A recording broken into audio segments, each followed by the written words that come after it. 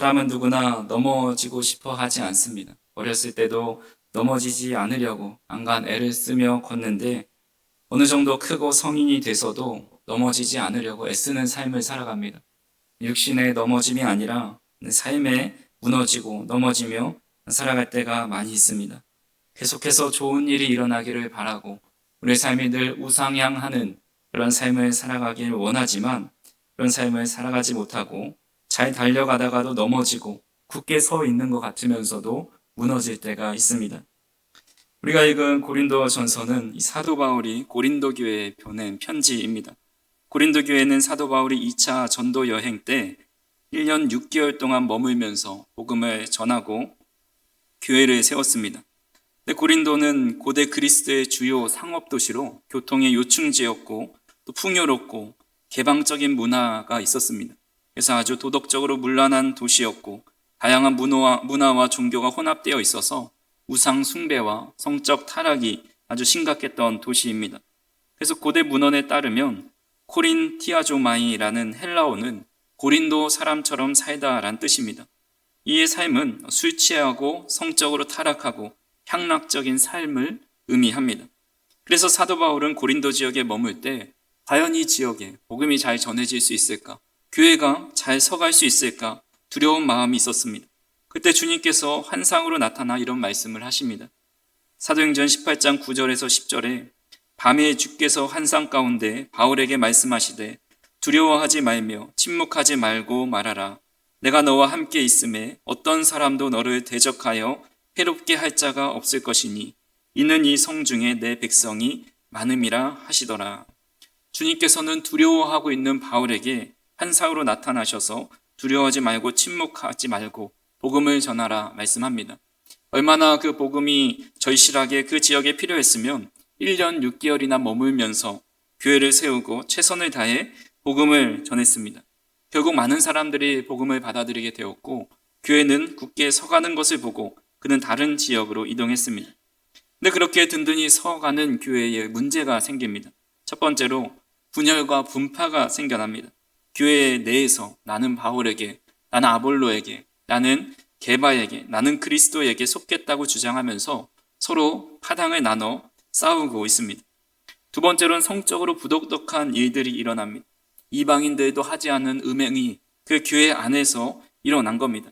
마치 그리스도인이 되었지만 다시 코린티아조마이, 고린도 사람, 옛 모습으로 돌아간 모습이 교회 안에 있었습니다. 세 번째로 소송의 문제가 일어납니다.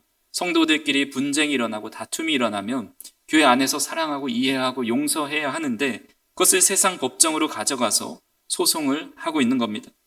이 외에도 결혼이냐 독신이냐 우상의 재물을 먹는 문제, 또 성찬의 본질을 훼손하고 영적 은사를 사용함에 있어서 질서를 지키지 않고 또한 일부 성도들은 기독교의 핵심이라 여기는 부활 신앙을 믿지 못하는 모습까지 보여줍니다. 사도 바울이 열심으로 섬겼던 이 교회는 그의 서신서 중에 많은 교회들에게 편지하였지만 이만큼 문제가 많고 또 점점 힘들어져 가는 교회가 없을 정도로 참 힘든 상황 속에 있었습니다. 그런 상황 속에서 사도 바울은 이렇게 권면하고 있습니다. 오늘 본문 12절을 같이 한번 읽어보겠습니다. 그런즉 선줄로 생각하는 자는 넘어질까 조심하라. 아멘. 사도 바울이 온 힘을 다해 가르치며 세운 교회입니다. 교인들에게 말씀으로 양육하였습니다. 무려 1년 6개월 동안 2차 전도여행 때 전하였고 또 3차 전도여행 때도 잠깐 들린 적이 있습니다.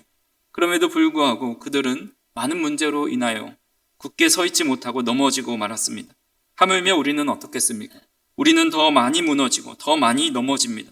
그렇게 우리는 신앙이 좋은 것 같은 때에도 믿음으로 굳게 서 있는 것 같은 때에도 기도응답이 잘 돼서 지금 요즘 하나님과 관계가 참 좋은 것 같다. 그런 마음이 들 때에도 우리는 늘 넘어질까 조심해야 합니다. 그렇다면 우리를 넘어지게 만드는 것은 무엇일까요? 오늘 본문 13절을 같이 한번 읽어보겠습니다. 사람이 감당할 시험 밖에는 너희가 당한 것이 없나니 오직 하나님은 미쁘사 너희가 감당하지 못할 시험 당함을 허락하지 아니하시고 시험 당할 즈음에 또한 피할 길을 내사 너희로 능히 감당하게 하시느니라. 아멘. 사도 바울은 고린도 교회에서 선줄로 생각하는 자는 넘어질까 조심하라고 말씀하면서 바로 이어서 사람이 감당할 시험 밖에는 너희가 당한 것이 없다라고 말씀하고 있습니다. 즉 시험 때문에 사람은 넘어지게 되는데 사실 그 시험, 모든 시험들은 너희가 감당할 수 있는 시험들이라고 말하는 겁니다. 감당할 수 있는 시험이라고 해서 그 시험이 쉽다는 것은 아닙니다. 다만 하나님은 그 시험을 이길 방법을 주시고 피할 길을 내셔서 그 시험으로 인해 절대 넘어지지 않도록 우리를 지켜주신다라는 겁니다. 피할 길이 무엇인지 우리는 추후 살펴보겠지만 먼저 우리가 살펴볼 것은 우리에게 찾아오는 시험이 무엇인가를 좀 살펴보기를 원합니다. 성경은 사람이 겪는 시험을 여러 유형으로 나누어 설명합니다. 죄로부터의 유혹이 있을 수 있고 믿음을 연단하는 시험이 있을 수도 있습니다. 복음과 믿음 때문에 세상으로부터 받는 박해의 시험이 있고 경제적, 관계적, 건강의 시험도 있습니다. 또한 교만과 불신과 영적 침체 등의 영적 시험도 있습니다. 우리에게 여러 종류의 시험이 찾아오지만 오늘 우리가 살펴볼 시험은 바로 우상 숭배에 대한 시험입니다. 오늘 본문 14절을 보시면 그런즉 내 사랑하는 자들아 우상 숭배하는 일을 피하라 라고 말씀합니다. 이 그런즉이라는 접속사는 성경에서 많이 표현되는 접속사 중에 하나입니다. 앞의 내용을 바탕으로 결론이나 적용을 이끌어낼 때 사용하는 단어입니다. 즉 앞의 말씀과 연결해서 이 세 구절을 이렇게 의역할 수가 있겠습니다. 믿음으로 굳게 서서 넘어지지 않도록 늘 조심해라. 시험이 찾아올 때 넘어지게 되는데 이기지 못할 시험은 없다. 우리를 넘어뜨리는 시험은 우상 숭배이다. 그렇기에 우상 숭배하는 일을 피하라 라고 의역할 수가 있습니다. 그러니까 이 문장을 또 한 문장으로 요약하면 우상 숭배를 피하여 넘어지지 말아라 라고 한 문장으로 간략하게 요약할 수가 있습니다. 즉 우리가 굳게 서기 위해 피하고 또 이겨야 할 것이 바로 우상 숭배라는 것입니다. 성도님들은 우상 숭배라는 단어를 들으면 어떤 모습이 연상되십니까? 성경에서 우상 숭배하는 모습이 많이 나옵니다. 출애굽한 이스라엘 백성들이 금송아지를 만들어 놓고 그 안에 절하면서 이가 우리를 인도하여 낸 하나님이다 라고 말하면서 제사를 드립니다. 이스라엘의 많은 왕들이 이방 신전을 만들고 또 이방 신에게 절하고 제사하고 자식을 불살라 드리기도 합니다. 사도행전에도 보면 여러 고대 그리스의 문화와 또 로마 세계의 종교들이 잘 나타나 있습니다. 당시 도시마다 좋아하는 신들이 있어서 신전을 짓고 우상을 숭배하였습니다. 바울이 아테네에 가보니까 말 그대로 우상 천지였습니다. 얼마나 우상이 많았으면 우상을 만들어 놓고 그 우상의 이름을 까먹어서 알지 못하는 신이라고 이름을 붙여놓고 그 신에게 소원을 빌고 있습니다. 사진에서 보시는 것은 파르테논 신전을 이미지화한 것입니다. 지금은 기둥밖에 남아있지 않지만 이렇게 거대한 신전이 그 아테네 도시를 압도하였고 또 미의 여신 아프로디테, 또 전쟁의 신 아레스, 또 다산과 부의 여신 아르테미스, 또 대장장이의 신 헤파이스토스, 이런 신들이 광장마다 즐비하였습니다. 우리나라도 무당을 통해서 굿이나 제사나 푸닥거리 등을 하는 무속 신앙이 있습니다. 또한 조상을 숭배하기도 합니다. 점술과 사주, 부적, 풍수지리, 운세, 띠, 별자리 이런 것에 관심을 많이 두고 이런 것을 우상 숭배라고 생각을 할 때가 있습니다.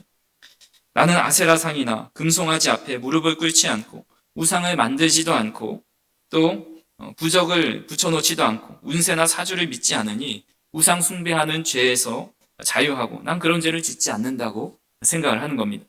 하지만 우상은 눈에 보이는 신상이나 우속신앙, 미신만을 의미하지 않습니다. 이런 것들을 다 포함해서 마음속에 이루어지는 내적 우상 숭배까지 다 포함하고 있습니다. 이런 내적 우상은 모든 사람이 숭배합니다. 에스겔서 14장 3절에 보면 하나님은 이스라엘 장로들을 향해 이렇게 말씀하셨습니다. 인자야, 이 사람들이 자기 우상을 마음에 들이며 죄악의 걸림돌을 자기 앞에 두었으니 그들이 내게 묻기를 내가 조금인들 용납하랴. 또한 4절에서도 이스라엘 족속 중에 그 우상을 마음에 들이며 그리고 마지막 부분에 그 우상의 수요대로 보응하신다라고 말씀합니다. 그러니까 한 가지 우상이 아니라 많은 우상을 사람들 마음속에 두고 살아간다라는 겁니다. 이 말을 들은 이스라엘 장로들은 하나님 앞에 이렇게 항변할 수도 있겠습니다. 하나님, 우상이라뇨? 저는 우상을 만든 적이 없습니다. 우상 앞에 가서 절한 적도 없습니다. 제사한 적도 없습니다. 그런데 어떻게 저 안에 우상이 많다고 말할 수 있습니까? 라고 항의할 수 있겠습니다. 하나님께서 말씀하시는 우상은 이런 인간의 외적인 우상 숭배를 포함해서 인간 마음에 있는 성공과 또 사랑과 재물과 또 소유함과 가정, 정말 우리 삶에 중요하고 필요하다라는 것을 우상화하고 신격화하는, 그것이 삶의 중심에 두는 것이 바로 우상이다 말씀하는 겁니다. 그것만 얻으면 존재감이 드러나고 마음이 든든하고 충족감을 누릴 수 있다 생각하는 모든 우상이 우리 마음 가운데 있다라는 겁니다. 그래서 존 칼빈은 인간의 마음은 우상을 제조하는 공장이다라고 말을 했습니다. 우리 안에 수많은 우상을 우리 스스로 만들어낸다라는 겁니다. 전도서 3장 11절에 보면 하나님은 우리 인간에게 영혼을 사모하는 그 마음을 주셨다라고 말씀합니다. 그래서 우리 인간의 마음에는 늘 하나님을 향한 끝없는 목마름과 사모함을 가지게 됩니다. 근데 여기서 하나님을 사모하지 않고 다른 것을 사모하는 마음이 생겨날 때가 있습니다. 그래서 그것이 무엇이 됐든지 하나님보다 더 중요하게 생각하고 하나님보다 더 크게 그 사람의 마음과 생각을 차지하는 그 모든 것이 우상이고, 또 하나님을 향한 목마름과 갈급함보다 그것보다 더 갈급해하고 목말라 하는 그것이 우상이다라는 것입니다. 한마디로 우상은 내 마음이 절실하게 바라는 것이다 라고 할 수가 있습니다. 하나님께서 아브라함에게 오셔서 귀한 약속을 해주셨습니다. 너는 내 고향과 친척과 아버지의 집을 떠나면 내가 너에게 복을 주고 내 자손이 바다의 모래와 같이 하늘의 별과 같이 많아지겠다 약속을 하셨습니다. 아브라함은 그 약속을 믿고 고향을 떠나서 정말 어디를 갈지 알지 못하고 무작정 말씀을 따라 떠났습니다. 그가 75세의 고향을 떠났는데 10년이 지나도 20년이 지나도 딸 하나 얻지 못했습니다. 결국 25년이 지나 100세가 되어서야 약속의 아들을 얻습니다. 아브라함은 누구보다 자녀를 기다렸고 아들을 기다렸고 그것을 위해 희생했고 하나님의 말씀을 쫓아갔습니다. 그렇게 간절히 아들을 얻었기 때문에 앞으로 그의 삶은 더 행복하고 평안할 것이다 생각을 했습니다. 하지만 하나님이 그를 부르실 때 이렇게 말씀하십니다. 창세기 22장 2절을 같이 한번 읽어보겠습니다. 여호와께서 이르시되 내 아들 내 사랑하는 독자 이삭을 데리고 모리아 산으로 가서 내가 내게 일러준 한 산 거기서 그를 번제로 드리라. 이삭은 아브라함의 전부였습니다. 가장 사랑하는 아들이었습니다. 아브라함의 행복 그 자체였습니다. 그래서 하나님은 그 점을 분명히 아시고 내 아들, 내 사랑하는 독자라고 칭하였습니다. 아브라함의 애정이 숭배로 변해가고 있었던 것입니다. 그전까지는 삶의 의미가 하나님의 말씀을 쫓아 살아가는 거였는데 이 아들이 생겨나고 나니까 이 아들이 하나님의 자리를 대신 차지하려 하고 그 아들로 인해서 하나님의 말씀을 따르는 것보다 더 기뻐하는 그의 모습이 점점 변해가는 것을 보게 된 겁니다. 그래서 하나님은 그에게 아들을 제물로 드리라. 과연 내가 아들을 더 사랑하고 기뻐하는지 아니면 나를 더 사랑하고 나의 말을 따르는 것을 더 기뻐하는지를 한번 시험해 보시는 겁니다. 그래서 결국 우리가 알고 있는 대로 아브라함은 자신의 아들 이삭을 바치고 하나님은 피할 길을 예비해 주셔서 양을 대신해서 드리게 하셨습니다. 그리고 하나님께서 아브라함에게 이렇게 말씀하십니다. 창세기 22장 16절에 이르시되 여호와께서 이르시기를 내가 나를 가리켜 맹세하노니 내가 이같이 행하여 내 아들 내 독자도 아끼지 아니하였은즉 이라고 말씀합니다. 아브라함이 이삭을 하나님보다 아끼고 사랑하는 것이 우상 숭배이고 내 아들 내 독자도 아끼지 않고 하나님을 더 사랑하는 것이 바로 시험을 이기고 굳게 서 있는 모습입니다. 하나님은 그런 아브라함을 칭찬하시면서 다시 한번 그에게 축복으로 언약을 해주십니다. 아브라함과 이삭을 예로 들었지만 대부분의 사람들은 평생을 바쳐 마음에 가장 절실히 이루고 싶은 것이 있습니다. 그것으로 인해서 행복을 추구하려 하고 그것으로 인해서 마음의 안정을 얻으려고 합니다. 성도님들은 어떤 우상을 하나님의 자리에 모셔놓고 살아가고 있습니까? 무엇으로 참된 행복을 찾으려 하고 있습니까? 어떤 분은 이삭과 같은 자녀일 수 있습니다. 어떤 분은 물질일 수 있고 어떤 분은 명예, 성공, 권력, 또 사랑일 수가 있습니다. 이런 모든 것은 우리 삶에 반드시 필요하지만 그것이 하나님보다 더 중요해지고 그것이 없으면 불안해지고 하나님이 계셔야 할 자리에 그것이 차지하고 있다면 그것이 바로 우상이라는 것입니다. 우리가 생각해 보면 그 우상을 없애고 제거하는 것이 얼마나 힘든지 우리는 날마다 경험합니다. 알면서도 없애지 못하는 것이 바로 우상입니다. 과거에 설계에 많이 인용되었던 인물 중에 한 사람이 앤드루 카네기입니다. 그는 스코틀랜드 빈민 가정에서 출생해서 배달원에서 시작해서 철도원 회사 직원으로 일하다가 철강 산업에 진출해서 카네기 철강 회사를 설립하였습니다. 그리고 미국 최대 철강 기업으로 성장했고 또 신앙의 믿음의 가정 가운데 자란 사람입니다. 그가 큰 성공을 이루고 나서 33세가 되었을 때 자기 내면을 아주 냉철히 성찰하면서 이런 비망록을 작성했습니다. 인간에게는 우상이 있을 수밖에 없는데 부의 축적은 우상 숭배 중에서도 최악에 속한다. 돈을 숭배하는 것보다 사람의 격을 더 떨어뜨리는 우상은 없다. 그러므로 가장 고상한 성품을 길러줄 삶을 신중히 선택하려면 나는 매사에 혼신의 노력을 기울여야 한다. 지나치게 긴 세월을 사업 걱정에 매달려 최단 기간에 돈을 더 벌 생각밖에 모른다면 영영 회복될 가망조차 없이 저급해질 수밖에 없다. 그래서 나는 35세 사업에서 손을 뗄 것이며 앞으로 2년 동안도 오후 시간은 꼭 공부하고 체계적으로 책을 읽으며 보내고 싶다라고 말을 하였습니다.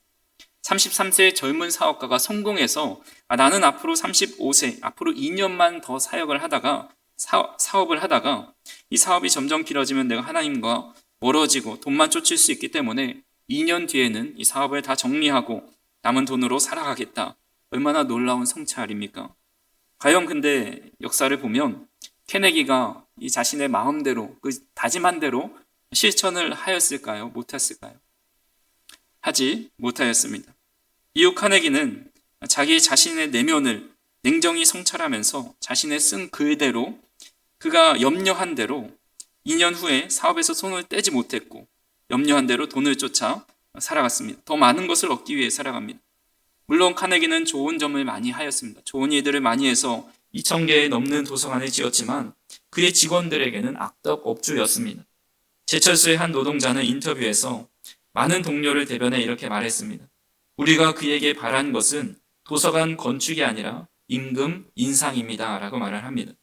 당시 그 회사에 있었던 노동자들은 12시간 교대 근무를 하였고 또 2주 단위로 살인적인 24시간 근무를 하고도 딱 하루만 쉬었다라고 합니다.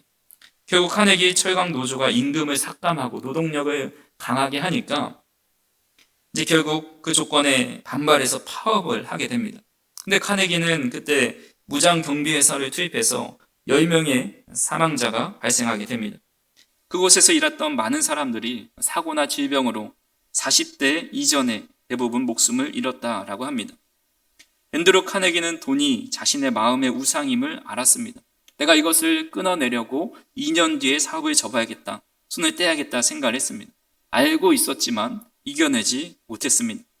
성경의 수많은 사람들도 알고 있지만 우상 숭배를 끊지 못하는 것을 보게 됩니다. 대표적으로 솔로몬입니다.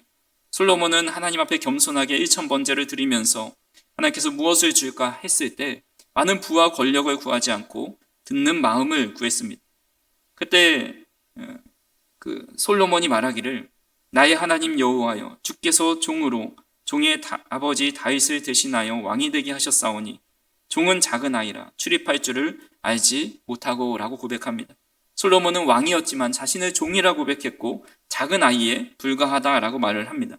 그렇게 겸손하고 하나님의 지혜를 구했던 사람이 이방 신당을 짓고 이방 여인을 아내로 맞이하는 것이 우상 숭배라는 것을 모를 리 없었습니다. 누구보다 잘 알고 있었지만 누구보다 지혜로운 사람이었지만 그것을 다 안다고 해서 우상 숭배를 끊어낼 수 있는 것이 아님을 보게 됩니다. 바울과 동역했던 동역자들은 어떻습니까? 디모데후서 4장 10절에 보면 대만은 이 세상을 사랑하여 나를 버리고 데살로니가로 갔고 그레스게는 갈라디아로 디도는 달마디아로 갔다라고 기록합니다. 바울과 교제하고 바울의 동역자였다면 그의 가르침을 받아서 세상을 사랑하지 말고 하나님을 사랑하고 늘 하나님을 어떻게 하면 잘 따를지 그 말씀을 들었던 사람들입니다. 하지만 그것을 배우고 알고 있었음에도 실천으로 이어지지 못했습니다. 로마서 1장 21절과 25절에 이렇게 말씀합니다. 같이 한번 읽어보겠습니다. 하나님을 알되 하나님을 영화롭게도 아니하며 감사하지도 아니하고 오히려 그 생각이 허망하여지며 미련한 마음이 어두워졌나니 이는 그들이 하나님의 진리를 거짓 것으로 바꾸어 피조물을 조물주보다 더 경배하고 섬김이라. 주는 곧 영원히 찬송할 이시로다. 아멘.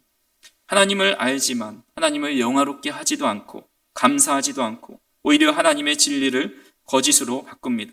창조주 대신에 피조물을 예배하고 섬기는 사람들이 바로 우리들이라는 겁니다. 하나님이 세상을 창조하신 분이고 참 하나님이시고 가장 귀하신 분이다라는 사실을 알면서도 오히려 이 세상의 피조물을 더 섬기고 있습니다. 그것으로부터 안정감과 행복감을 느끼려 합니다. 하나님을 알지만 우상을 더 사랑하고 끊어내지 못하는 어리석은 사람들이 바로 저와 우리 성도님들이라는 것입니다. 그렇다면 우리의 마음의 우상을 제거하지 못하고 늘 우상 속에 넘어지며 살아가야 하는 것일까요? 우리에게는 소망이 없는 것일까요? 답은 아니요입니다. 우리는 굳게 설 수 있습니다. 오늘 본문에 이렇게 말씀하고 있습니다. 13절 다시 한번 읽어보겠습니다. 사람이 감당할 시험 밖에는 너희가 당할 것이 없나니 오직 하나님은 미쁘사 너희가 감당하지 못할 시험 당함을 허락하지 아니하시고 시험 당할 즈음에 또한 피할 길을 내사 너희로 능히 감당하게 하시느니라. 아멘. 하나님은 사람이 감당할 시험만 주신다 말씀합니다. 시험 당할 즈음에 또한 피할 길을 내어주셔서 우리로 능히 그 시험을 이기게 하신다 말씀하고 있습니다. 즉 시험으로부터 승리하게 하실 것을 미리 약속하고 있는 것입니다. 그래서 우리는 어떤 시험도 이길 수 있다라는 확신을 가져야 합니다. 그래서 오늘 본문 14절에 보면 우상 숭배를 완전히 버려라, 파기해라 라고 말씀하지 않고 피하라 라고 말씀합니다. 우상 숭배는 늘 우리 안에 있기 때문에 그것을 피하고 그 자리에 대신 하나님을 세워놓아라 라고 말씀하고 있는 겁니다. 그래서 사도 바울은 로마서 7장 21절에서 24절에 이렇게 고백합니다. 그러므로 내가 한 법을 깨달았노니 곧 선을 행하기 원하는 나에게 악이 함께 있는 것이로다. 내 속사람으로는 하나님의 법을 즐거워하되 내 지체 속에서 한 다른 법이 내 마음의 법과 싸워 내 지체 속에 있는 죄의 법으로 나를 사로잡는 것을 보는도다. 오후라 나는 곤고한 사람이로다. 이 사망의 몸에서 누가 나를 건져내랴. 사도 바울이 로마서를 기록했을 당시는 예수님을 처음 믿었던 그 초신자 때가 아닙니다. 일반적으로 AD 56년경으로 보는데 이때는 3차 전도여행 말미로 보고 있습니다. 즉 열정적으로 1, 2, 3차의 전도여행을 다 다니면서 서신서도 기록했지만 그의 안에는 여전히 하나님의 법과 죄의 법이 싸우고 있는 공고한 사람이라는 것입니다. 늘 그의 마음 가운데 아무리 신앙생활을 열심히 하고 오래 믿었어도 그 뿌리, 죄악의 뿌리가 완전히 뽑히지 않고 계속해서 싸우고 있다라고 고백을 합니다. 그래서 팀 켈러는 이런 말을 했습니다. 우상을 그냥 없앨 수는 없고 대체해야만 한다. 그냥 뿌리 뽑으려 하면 우상이 되살아나지만 다른 것을 대신에 들여놓으면 해결된다. 다른 것이란 무엇일까? 물론 예수님이다. 그분이 우리 우상을 밀어내고 그 자리를 대신 차지하셔야 한다. 하지만 여기서 말하는 예수님이란 그분의 존재를 믿는 막연한 신념이 아니다. 우리에게 필요한 것은 예수님과 생생하게 만나는 것이다 라고 말을 합니다. 우상은 없어지는 존재가 아닙니다. 우상이 없어지면 또 다른 우상이 우리 안에 가득 차게 됩니다. 그렇기 때문에 우상이 그 자리를 차지하지 못하도록 오직 예수님으로 우리의 마음을 가득 채우고 예수님을 사랑하는 마음으로 가득 채우고 주님만을 바라보는 마음으로 채울 때에 주 예수보다 귀한 것은 없습니다. 고백하게 됩니다. 사도 바울처럼 자신에게 그동안 유익됐던 모든 것이 이제는 배설물이 되었습니다. 라고 고백할 수 있게 되는 것입니다. 말씀을 정리하겠습니다. 많은 사람들에게 사랑을 받고 있는 나 같은 죄인 살리신이라는 찬양을 존 뉴턴이란 목사님이 지었습니다. 그분이 이런 말을 했습니다. 내 경험을 말해도 된다면 나의 평안이요 생명이신 그리스도만 계속 바라보는 일이 내 소명 중 단연 가장 어려운 부분이다. 겉으로 드러나는 수많은 행실에서 자아를 부인하는 일은 의와 능력의 근원으로 행세하려고 끊임없이 애쓰는 자아를 부인하는 일에 비하면 차라리 쉬워 보인다라고 말을 합니다. 그러니까 겉으로 드러나는 행위나 실천보다 전심으로 주님을 바라보고 주님만으로 마음을 가득 채우는 것이 가장 어렵다라고 고백하고 있습니다. 그런 것 같습니다. 우리는 주님만으로 가득 차면 모든 우상으로부터 능히 승리할 수 있는데 주님만 바라보는 것이 그렇게 힘이 듭니다. 주님으로 우리의 삶을 가득 채우는 것이 참으로 힘이 듭니다. 우리 안에 계속해서 우상을 만들어내고 더 다른 우상을 채워가면서 만족을 얻고 행복을 누리는 것을 보게 됩니다. 히브리서 12장 2절에 이렇게 말씀합니다. 믿음의 주여 또 온전하게 하시는 이인 예수를 바라보자 라고 말씀하신 것처럼 우리를 온전케 하실 수 있는 분은 오직 주님이시고 주님을 바라보는 일뿐입니다. 주님으로 충만해지는 것을 간구하고 주님 안의 사랑이 우리 안에 가득 차는 것을 바라보며 나아갈 때에 우리 안에 자리 잡고 있는 그 우상이 다시는 우리의 마음을 지배하지 못하고 우리의 삶을 지배하지 못하게 될 것입니다. 간절히 바라기는 주님을 바라보시고 주님의 사랑을 구하시고 주님께서 우리 우상이 앉은 자리에 차지하고 계셔서 주님으로 충만하여 다시는 우상에게 휘둘리지 않고 우리가 스스로 만든 우상에게 이렇게 쫓겨 살아가지 않는 우리의 삶이 되어서 정말 넘어지지 않고 굳게 서 있는 믿음의 사람들이 다 될 수 있는 저 우리 성도님들이 되기를 주님의 이름으로 축원합니다. 기도하시겠습니다. 사랑과 은혜가 풍성하신 하나님 아버지, 오늘 말씀을 통해서 우리의 마음속에 있는 우상을 분별하게 하시고 그 우상들을 예수님으로 대체해야 함을 깨닫게 하여 주시니 감사를 드립니다. 우리 안에 있는 깊은 갈망이 오직 주님께 향하도록 도와주시고 주님 외에는 그 어떤 것도 우리의 중심을 차지하지 못하게 하여 주옵소서. 시험과 유혹 속에서도 주님을 바라보게 하시고 주님으로 인해 승리하며 살아가는 삶을 살게 하여 주시옵소서. 매 순간 예수님을 더 사랑하고 더 의지하는 자들이 되게 하여 주시고 우리의 가정과 교회가 주님 한 분만으로 만족하며 우상 숭배에서 자유한 공동체가 되어 굳게 서서 주님을 따르는 믿음의 교회, 믿음의 성도님들, 믿음의 가정들 다 될 수 있도록 인도하여 주옵소서. 예수님의 이름으로 기도하옵나이다. 아멘.